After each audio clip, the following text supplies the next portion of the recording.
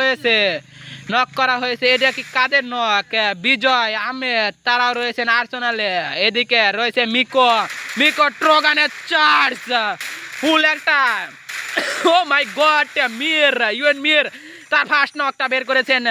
এনিমির পুরো রাশ, ও মাই গড, দ্বিতীয় knock. 1v3 class কি হবে এই মুহূর্তে? টোটালি একটা টিমকে ওয়াইপ আউট করে দিতে পারে। ও মাই শট, M79 স্নাইপার ভার্সেস, ও মাই গড, টোটালি 1 ভার্সেস 3 ক্লাস।